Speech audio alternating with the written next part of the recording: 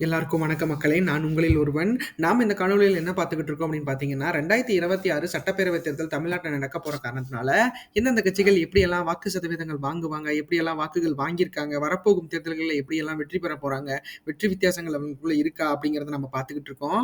அந்த வகையில நம்ம இன்னைக்கு பார்க்க போற தொகுதி என்னன்னு பார்த்தீங்க அப்படின்னா, கிருஷ்ணகிரி மாவட்டத்தில் இருக்க ஊத்தாங்கரை தொகுதி தான் பார்க்க போறோம். வாங்க நிகழ்ச்சிக்கு போலாம். அதுக்கு முன்னாடி நம்ம சேனலை சப்ஸ்கிரைப் பண்ண மறந்துடாதீங்க மக்களே. ஊத்தங்கரை தொகுதியை பொறுத்தளவுக்கு பார்த்தீங்க அப்படின்னா, டெமாலிஷ் பண்ணிட்டு 2011ல இந்த தொகுதியை இணைச்சிருக்காங்க தேர்தல் ஆணையம். அந்த வகையில 3 தேர்தல்கள் இந்த இடத்துல நடந்திருக்கு. அந்த 3 தேர்தல்களிலும் அதிமுக தான் வெற்றி பெற்றிருக்காங்க. 2011, 2016, 2021 வாக்குல இந்த இடத்துல வெற்றி பெற்றிருக்காங்க. ஊத்தாங்கரை தொகுதி 3 தேர்தல்கள்லயும் அதிமுக தான் வெற்றி பெற்றிருக்காங்க அப்படிங்கிறது குறிப்பிடத்தக்கது. அடுத்து ஊத்தாங்கரை சட்டமன்ற தேர்தல் விவரங்களை பார்த்துருவோம். நம்ம கடந்த 2 தேர்தல்கள் சட்டமன்ற தேர்தல் பார்த்துக்கிட்டு இருக்கோம். 2016, 2021. 2016 பொறுத்தளவுக்கு பார்த்தீங்க அப்படின்னா, இந்த இடத்துல வந்து அதிமுக தான் வெற்றி பெற்றிருக்காங்க. அதிமுகவை பொறுத்தளவுக்கு பார்த்தீங்கன்னா, இந்த தொகுதி மிகப்பெரிய அளவில் எங்களுக்கு கை கொடுத்திருக்கு அப்படிங்கிறதுல எந்த ஒரு ஐயமும் இல்லை. ஊத்தங்கரை தொகுதியில் அதிமுக சார்பில் மனோரஞ்சிதம் அப்படிங்கிறவங்க போட்டியிட்டு 69,980 வாக்குகளும் 39.10% பெற்று அவங்க மிகப்பெரிய வெற்றியை இந்த இடத்துல பெற்றிருக்காங்க. அடுத்து திமுக சார்பில் இந்த எஸ் மாலதி அப்படிங்கிறவங்க போட்டியிட்டு 67,367 வாக்குகளும் 37.70% பெற்று அவங்க 2ஆம் இடத்தை பிடிச்சிருக்காங்க அப்படிங்கிறது குறிப்பிடத்தக்கது.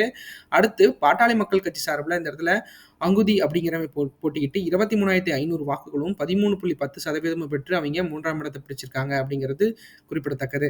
அடுத்து மக்கள் நல கூட்டணி சார்பில் இந்த இடத்துல பார்த்தீங்கன்னா விசிக சார்பில் கனியமுதன் அப்படிங்கிறவர் போட்டியிட்டு 12,669 வாக்குகளும் 7.10% பெற்று அவர் 4ஆம் இடத்தை பிடிச்சிருக்காரு அப்படிங்கிறது குறிப்பிடத்தக்கது. அடுத்து 2021 தேர்தலை பொறுத்தளவுக்கு பார்த்தீங்க அப்படின்னா, மீண்டும் அதிமுக தான் வெற்றி பெற்றிருக்காங்க.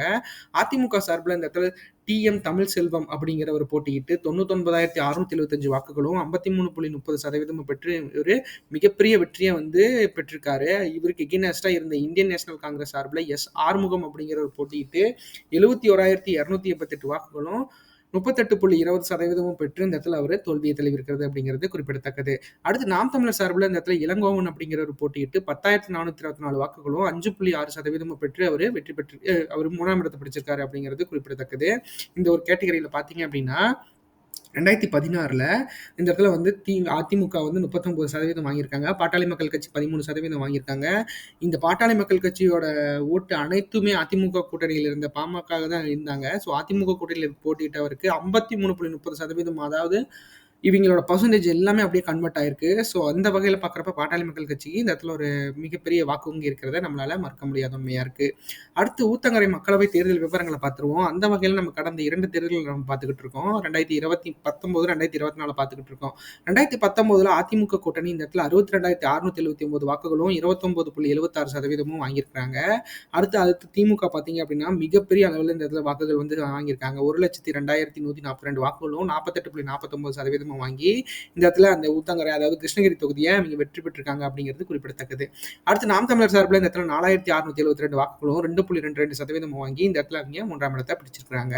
அடுத்து 2024, அதாவது கடந்த ஆண்டு நடந்த நாடாளுமன்ற தேர்தலில் பார்த்தீங்க அப்படின்னா 2024ல் அதிமுக தன்னிச்சு இந்த இடத்துல 48,872 வாக்குகளும் 23.91% வாங்கியிருக்காங்க. அடுத்து திமுக 80,101 வாக்குகளும் 39.19% வாங்கி இந்த இடத்துல அவங்க வெற்றியும் பெற்றிருக்கிறாங்க.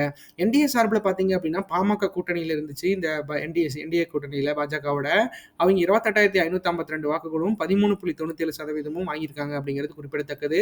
பாமகவோட ஓட்டு அப்படியே இந்த இடத்துல வந்து எந்த கட்சி நிற்குதோ அந்த கட்சிக்கு அப்படியே வந்து மாறுறதை நம்மளால கண்கூடா பார்க்க முடியுது. அடுத்து நாம் தமிழரை பொறுத்தளவுக்கு பார்த்தீங்க அப்படின்னா 16,995 வாக்குகளும் 8.31% வாங்கி அவங்களோட வாக்கு பர்சன்டேஜ் பார்த்தீங்க அப்படின்னா கடந்த தேர்தலை விட இந்த இடத்துல வந்து ஒரு 25% அதிகமாக இருக்கிறத நம்மளால பார்க்க முடியும்.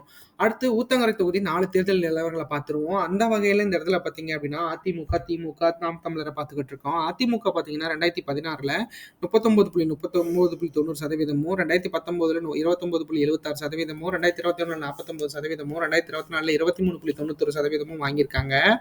அதிமுகவை பொறுத்தளவுக்கு பார்த்தீங்கன்னா இந்த தொகுதியில் அவங்க வாக்குகளை வந்து சரிவாகவும் மேலையும் தான் அவங்க வந்து, அதாவது அப்ட்ராக்டில் இருந்திருக்காங்க. அதாவது 2016லையும் தனிச்சு தான் போட்டிட்டாங்க. 40% வாக்குகள் பக்கமா வாங்கியிருக்காங்க. அதே 2024ல 23% வாக்குகள் பக்கமா தான் வாங்கியிருக்காங்க. ஸோ அதிமுகவுக்கு இங்க நெறைய எஃபோர்ட் போடணும் அப்படிங்கிறதுல எந்த ஒரு ஐயமும் இல்ல. அடுத்து திமுகவ பொறுத்தளவுக்கு பார்த்தீங்க அப்படின்னா, 2016ல 42.70%, 2019ல 48.49%, 2021ல 41.80%, 2024ல 39.19% வாங்கி இந்த இடத்துல அவங்களோட வாக்குகள வந்து அவங்க நிலையா வச்சிருக்கிறதுங்கிறது நம்மளுக்கு கண்கூடா தெரியுது. அடுத்து நாம் தமிழர பொறுத்தளவுக்கு பார்த்தீங்க அப்படின்னா, இந்த தொகுதியில 2016ல 0.80%, 2019ல 2.22%, 2021ல 6.3%, 2024ல 8.31% வாங்கி இந்த இடத்துல அவங்களோட வாக்குகள அவங்க கொஞ்சம் கொஞ்சமா இன்க்ரீஸ் பண்ணிட்டு இருக்காங்க அப்படிங்கிறது நம்மளுக்கு கண்கூடா தெரியுது. ஸோ அது எந்த அளவுக்கு இருக்க போகுது அப்படிங்கிறத நம்ம பொறுத்திருந்து பார்க்கலாம். அடுத்து ஊத்தங்கரை தொகுதி வாக்காளர் நிலவர பத்தி பார்த்துருவோம். வாக்காளர்கள பொறுத்தளவுக்கு பார்த்தீங்கன்னா, மொத்த வாக்காளர்களா 2,42,580 வாக்காளர்கள் இந்த இடத்துல வந்து வாக்காளர்களா பதிவு செய்யப்பட்டிருக்காங்க. அதுல பார்த்தீங்க அப்படின்னா 1,21,232 ஆண்களும், 1,21,289 பெண்களும் இந்த இடத்துல வாக்காளர்களா பதிவு செய்யப்பட்டிருக்காங்க அப்படிங்கிறது குறிப்பிடத்தக்கது. கொஞ்சம் கணிசமான அளவுல வந்து இந்த இடத்துல வந்து பெண்கள் அதிகமா, அதாவது 50 பெண்கள் பக்கமா அதிகமா இருக்காங்க. ஸோ ஆனா பெண்கள் தான் அதிகமா இருக்காங்க. 3ஆம் பாலினத்தவர்கள் பார்த்தீங்க அப்படின்னா 59 பேர் இந்த இடத்துல வாக்காளர்களா பதிவு செய்யப்பட்டிருக்காங்க அப்படிங்கிறது குறிப்பிடத்தக்கது. 18 வயசுலேருந்து 34 வயசு வரைக்கும் இருக்கிற ஏஜ் வைஸ் கேட்டகரியில பார்த்தோம் அப்படின்னா, அவங்க 40,976 ஆண்களும், 40,996 பெண்களும் இந்த இடத்துல வாக்காளர்களா பதிவு செய்யப்பட்டிருக்காங்க அப்படிங்கிறது குறிப்பிடத்தக்கது.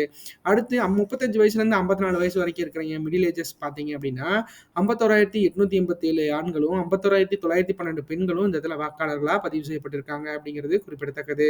அடுத்து 54 வயசுலேருந்து 65 வயசுக்கு மேல இருக்கவங்க பார்த்தீங்க அப்படின்னா, 28,368 ஆண்களும், 28,382 பெண்களும் இந்த இடத்துல வாக்காளர்களா பதிவு செய்யப்பட்டிருக்காங்க.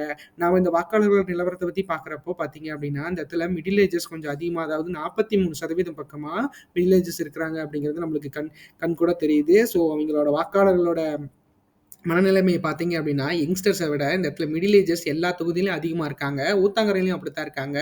ஸோ இது வந்து இந்த அதிமுக, திமுகவோட வாக்கு வங்கி அப்படிங்கிறது நம்மளுக்கு எந்த ஒரு ஐயமும் இல்ல. ஸோ அந்த அளவுக்கு பார்த்தீங்க அப்படின்னா, இந்த தொகுதியில ஏன்னா 2026 தேர்தல்ல தமிழக வெற்றிக் கழகம் களமிறங்க போற காரணத்தினால நெறையா பேர் வந்து வாக்குப்பதிவு, அதாவது இப்ப இருக்கிற 6.5 கோடி பேர்த்துல இருந்து இந்த இந்த தொகுதியிலேயே கிட்டத்தட்ட எப்பயுமே நார்மலா ஒரு 3 to 5% தான் வருஷம் வருஷம் வந்து வாக்காளர்கள் உயர்வாங்க. இந்த தடவ வந்து கிட்டத்தட்ட 10% மேல வருவாங்க அப்படிங்கிறத தேர்தல் ஆணையம் கணிச்சிருக்காங்க. ஸோ அது எல்லாமே தமிழக வெற்றிக் கழகம் விஜய் வருகையால் தான் நடந்திருக்கு. ஸோ அது கண்டிப்பா எப்படி நடக்க போகுது அப்படிங்கிறத நம்ம பொறுத்திருந்து பார்க்கலாம். அடுத்து ஊத்தங்கரை தொகுதி வாக்குப்பதிவு சதவீதத்தை பார்த்துருவோம். அந்த வகையில கடந்த 3 தேர்தல்கள்ல 2011ல 82.09%, 2016ல 82.60%, 2021ல 79.15% இந்த இடத்துல வாக்குப்பதிவு நடந்திருக்கு அப்படிங்கிறது குறிப்பிடத்தக்கது. 2026 தேர்தல் வாக்குப்பதிவு எதிர்பார்ப்பு சதவீதத்தை பொறுத்தளவுக்கு பார்த்தீங்கன்னா, இந்த தொகுதியில 82.10% வாங்குறதுக்கு வாய்ப்புகள் அதிகமா இருக்கு. இதை வந்து மக்களாகிய நீங்கள் தான் 100% வாக்குகளா பண்ணணும் அப்படிங்கிறது தான் இந்த காணொலியோட முக்கிய நோக்கம். நம்ம எல்லா நேரத்திலையும் சொல்றது ஒண்ணே ஒண்ணுதான், நம்ம வாக்குகளை நாம செலுத்தினா மட்டும்தான் நம்மளுக்கு தேவையான வேட்பாளர்களை நாம செலக்ட் பண்ண முடியும். ஏன்னா அவங்கள கேள்வி கேட்கும் திறமை வந்து நம்ம வாக்காளர்களுக்கு இல்லைனாலும் வாக்குகளுக்கு இருக்கு.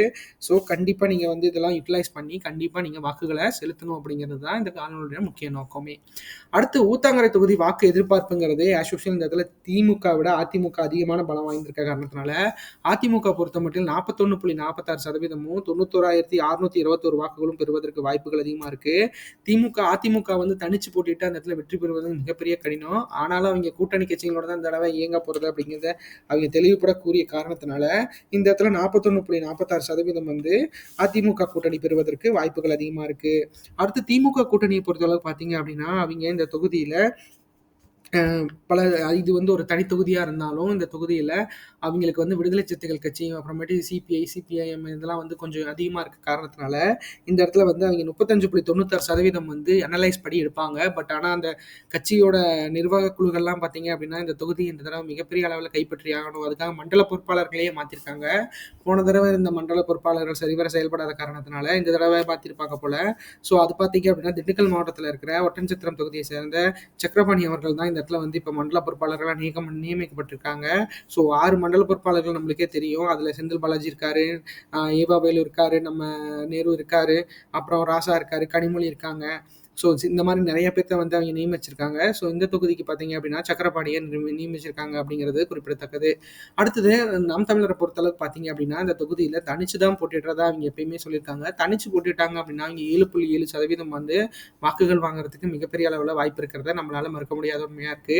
ஆக மொத்தத்தில் பார்த்தீங்க அப்படின்னா நாம் தமிழரை பொறுத்தளவுக்கு பார்த்தீங்க அப்படின்னா சீமான் அவர்கள் கடுமையான அதாவது இயற்கையை நேசிக்கும் அளவிற்கு வந்து அதாவது நல்ல உள்ளங்கள் படைத்த நாம் தமிழர்கள் அவர் தேடிட்டு இருக்காரு. ஸோ அதனால வந்து பார்த்தீங்க அப்படின்னா இந்த தொகுதியை பொறுத்த அளவுக்கு பார்த்தீங்க அப்படின்னா அந்த அளவுக்கு தனிச்சு போட்டியிடுற நாம் தமிழருக்கு இந்த தொகுதியில் இவ்வளோ வாக்குகள் வருவதற்கு வாய்ப்புகள் அதிகமாக இருக்கு.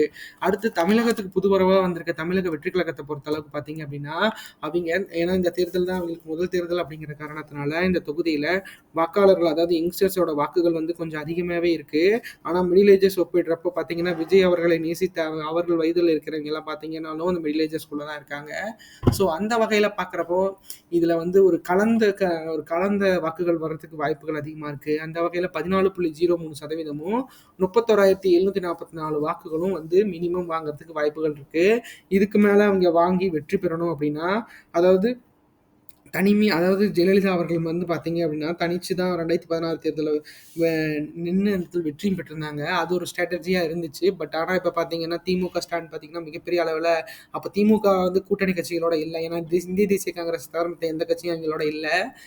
சிறு கட்சிகள் தான் இருந்துச்சு. ஸோ அவங்க வந்து மக்கள் நல கூட்டணின்னு சொல்லிட்டு விஜயகாந்த் அவர்கள் தலைமையிலான அந்த கூட்டணிகளாக பிரிஞ்சங்காட்டி தான் அவங்க வந்து தோல்வி தழுவினாங்க. அது ஒரு முக்கியமான ஏன்னா தனிச்சு போட்டிட்டாங்க ஜெயிச்சிட்டாங்கன்னு சொல்றதை விட எதிரியோட பலம் மிக விரைவில் குறைவாக இருந்ததை நம்மளால பார்த்து தான் நம்ம இந்த வேலையை பார்க்கணும். ஸோ அதிமுகவும் மிகப்பெரிய அளவில் வந்து கூட்டணி கட்சிகளோட இணைந்திருக்க காரணத்தினால இந்த இடத்துல தமிழக வெற்றி கழகம் கூட்டணி கட்சிகளோட இணைந்து செயல்பட்டால் மிகப்பெரிய அளவில் வெற்றி பெறும். ஏன்னா அவங்க மேலே நிறைய கான்ட்ரவர்சிஸ் போயிட்டு இருக்கு. நம்ம கரூரில் நடந்த இன்சிடென்ட் கூட நம்மளுக்கு தெரியும். ஸோ அந்த மாதிரிலாம் எதுவும் நடக்காமல் இருக்கணும். அதாவது விஜய் அவர்கள் ஆட்சி கட்டளில் வரணும் அப்படின்னா அவருக்கு கொஞ்சம் காலதாமதங்கள் ஆக வாய்ப்புகள் அதிகமாக இருக்கு. ஸோ அதை அவர் வந்து எப்படி வந்து கையாள போறாரு, அவங்களோட ரசிகர்கள்லாம் எப்படி வந்து அதாவது கட்சி நிர்வாகிகள்லாம் எப்படி பண்ண போறாங்க அப்படிங்கிறத நம்ம பொறுத்திருந்து பார்க்கலாம். அடுத்து 2026 தமிழ்நாடு தேர்தல் கூட்டணி எதிர்பார்ப்பை பொறுத்தளவுக்கு பார்த்தீங்கன்னா நான் அசுஷம் சொன்ன மாதிரி அதிமுக கூட்டணியில் பாஜக, பாமக, தேமுதிக, தமிழ் மாநில காங்கிரஸ் எல்லாம் இணைஞ்சாங்க அப்படின்னா கண்டிப்பாக அவங்க 41.46% இந்த தொகுதியில் வாங்குறதுக்கு வாய்ப்புகள் அதிகமாக இருக்கு. ஸோ அந்த வகையில் எப்படி வந்து இந்த கூட்டணி கட்சிகள் நிறுவ போறாங்க, எப்படி அந்த கூட்டணி கட்சிகளோட செயல்பாடுகள் இருக்க போகுது அப்படிங்கிறத நம்ம பொறுத்திருந்து பார்க்கலாம். இப்போதைக்கு அவங்களுக்கு கன்ஃபார்ம் ஆகிருக்கிறது பார்த்தீங்க அப்படின்னா பாஜகவும் தமிழ் மாநில காங்கிரஸும் அவங்க கூட்டணியில் இருக்காங்க அப்படிங்கிறத கன்ஃபார்ம் பண்ணியிருக்காங்க. ஸோ அது எந்த வகையில் எப்படியெல்லாம் மாறப்போகுது, இன்னும் வரும் காலங்கள் எப்படி இருக்க போகுது அப்படிங்கிறத நம்ம பொறுத்திருந்து பார்த்தோம்னா கண்டிப்பாக நம்மளுக்கான ஆன்சர் கிடைக்கும். அடுத்து திமுக கூட்டணியை பொறுத்தளவு பார்த்தீங்க அப்படின்னா நம்ம திமுக கூட்டணியில் இந்திய தேசிய காங்கிரஸ், சிபிஐ, சிபிஐஎம், மக்கள் நீதி மய்யம், விடுதலை சிறுத்தைகள் கட்சியும் அப்புறம் மதிமுக போன்ற கட்சிகள் இருக்கு. ஸோ அந்த வகையில் பார்க்குறப்ப 2019 இவங்க கூடவே தான் இருக்காங்க. ஸோ 2019 திமுகவோட பலம் தான் இந்த இடத்துல எல்லா இடத்துலையும் அதிகமாக இருக்கு. ஸோ கூட்டணி கட்சிகளோட அதாவது சிபிஐ, சிபிஎம்லாம் பார்த்தீங்கன்னா அவங்க கம்யூனிஸ்ட் கட்சியை சார்ந்தவங்க. அவங்க வந்து மிகப்பெரிய அளவிலான போராட்டங்கள்லாம் நடத்தவே இல்லை. ஸோ திமுகவுக்கு மிகப்பெரிய அளவில் சப்போர்ட்டாக இருக்காங்க. ஸோ அந்த வகையில் இந்த தொகுதியில் அவங்க வந்து கண்டிப்பாக திமுகவுக்கு சப்போர்ட்டாக இருப்பாங்கங்கிறதுல எந்த ஒரு ஐயமும் இல்லை. அந்த வகையில் பார்க்குறப்போ இந்த தொகுதியில் ஒரு 35.96% வாங்குறதுக்கு மினிமம் வாங்குறதுக்கு வாய்ப்புகள் இருக்குது. வெற்றி பெறணும் அப்படின்னா கண்டிப்பாக அதிமுகவோட அந்த இந்த கோட்டையை தகர்க்கணும்னா அதிமுகவை தாண்டி தான் இந்த இடத்துல வந்து வெற்றி பெறணும். ஏன்னா பாஜகவும் கூட இருக்காங்க. ஸோ அது எப்படி நடக்க போகுது அப்படிங்கிறத பொறுத்திருந்து பார்க்கலாம். அடுத்து நம்ம நாம் தமிழரை பொறுத்தளவுக்கு பார்த்தீங்க அப்படின்னா இந்த தொகுதியில் அவங்க தனிச்சு போட்டிடுறத தான் அவங்க என்றைக்குமே சொல்லியிருக்காங்க. ஸோ அந்த வகையில் தனிச்சு போட்டிட்டாங்கன்னா 7.7% தான் வாங்குவாங்க. அவங்க கூட்டணி கட்சிகளோட இணைந்து செயல்படணும் அப்படின்னா இந்த இடத்துல அதிமுகவோட சேர்ந்தாங்கன்னா வெற்றி பெறுவதற்கு வாய்ப்புகள் அதிகமாக இருக்குது. அவங்க நின்னாங்கனாலும் அதிமுகவோட சேர்ந்தாங்கன்னா வெற்றி பெறுவதற்கு வாய்ப்புகள் அதிகமாக இருக்குது. ஸோ சீமான் அவர்கள் இப்போ வரை எதுவுமே தெரிவிக்காத காரணத்தினால அந்த ஒரு நிகழ்வு நிகழப்போகுது அப்படிங்கிறதே ஒரு நம்மளுக்கு அது ஒரு ஆச்சரியக்குறியில தான் நிற்கிது. ஸோ அது எப்படியெல்லாம் மாற்ற போகிறாங்க, இல்லை சீமான் அவர்களோட முடிவு எப்படி மாறப்போகுது அப்படிங்கிறத நம்ம பொறுத்திருந்து பார்க்கலாம். இப்போதைக்கு அவரோட முடிவு வந்து தனியாக தான் நம்ம போட்டிடணும் அப்படிங்கிறது இருக்க காரணத்தினால இந்த பர்சன்டேஜ் நம்ம அரைவ் பண்ணியிருக்கோம். அடுத்து தமிழக வெற்றி கழகத்தை பொறுத்தளவுக்கு பார்த்தீங்க அப்படின்னா இந்த தொகுதியில் தனிச்சு போட்டிட்டாங்க அப்படின்னா 14.03% வாக்குகள் வாங்குறதுக்கு வாய்ப்புகள் அதிகமாக இருக்குது. இதே அதிமுக கூட்டணியோட இந்த தொகுதியில் வந்து தமிழக வெற்றி கழகம் நின்று இந்த தொகுதியை கைப்பற்றினாங்க அப்படின்னா கண்டிப்பாக தமிழக வெற்றி கழகம் வெற்றி பெறுவதற்கு வாய்ப்புகள் அதிகமா இருக்கு. ஸோ அத வந்து விஜய் அவர்கள் எப்படி முடிவு பண்ண போறாரு அப்படிங்கிறத நம்ம பொறுத்திருந்து பார்த்தோம்னா மட்டும்தான் நம்மளுக்கான ஆன்சர் தெரியும். ஆக மொத்தத்தில இப்போ வரைக்கும் விஜய் அவர்களை வந்து மிகப்பெரிய அளவுல வந்து நெறைய தர்ம சங்கடங்கள் அவர்களுக்கு நடந்திருக்கு. ஸோ அதையெல்லாம் மறந்து அவர் வந்து மக்களுக்கு நல்லது செய்ய வந்திருக்காரு. ஸோ அத வந்து எப்படி யுட்டிலைஸ் பண்ணணும், நம்மளோட எதிரிகளோட அம்புகளை எப்படி முறியடிக்கணும் அப்படிங்கிற ஒரு வித்தைய அவர் கத்துப்பாரு அப்படிங்கிறதுல எந்த ஒரு ஐயமும் இல்ல. ஸோ அத கத்துக்கிட்டாருன்னா கண்டிப்பா இந்த இடத்துல வந்து இந்த அரசியல் அரசியல் களம் வந்து மிகப்பெரிய அளவுல ஒரு போர் மாரி நம்மளுக்கு ஒரு லெசன வந்து நம்மளுக்கு குடுத்துட்டு போகும். ஸோ அது எப்படி நடக்கப் போகுது, என்ன பண்ண போறாங்க அப்படிங்கிறத நம்ம பொறுத்திருந்து பார்க்கலாம். இந்த காணொளி உங்களுக்கு ரொம்ப பிடிச்சிருக்கும்னு நினைக்கிறேன் மக்களே. கண்டிப்பா நம்ம சேனல் உங்களுக்கு வந்து நிறைய இன்ஃபர்மேஷன் பாஸ் பண்ணிட்டு இருக்கோம். நம்ம ப்ரொடக்ஷன் சொல்லிட்டு இருக்கோம். நம்மளோட வாக்குகள் வந்து எப்படி செலுத்தணும், யாருக்கு செலுத்தணும், இல்ல என்னோட கணிப்ப பொய்யாக்கணும்னாலும் அது உங்களால மட்டும் தான் முடியும். ஸோ கண்டிப்பா மக்கள் எல்லாரும் எனக்கு சப்போர்ட் பண்ணணும். சப்ஸ்கிரைப் பண்ணுங்க. சப்ஸ்கிரைப் பண்ணி எனக்கு மிகப்பெரிய அளவுல ஹெல்ப் பண்ணுவீங்கன்னு நம்புறேன். நன்றி, வணக்கம்.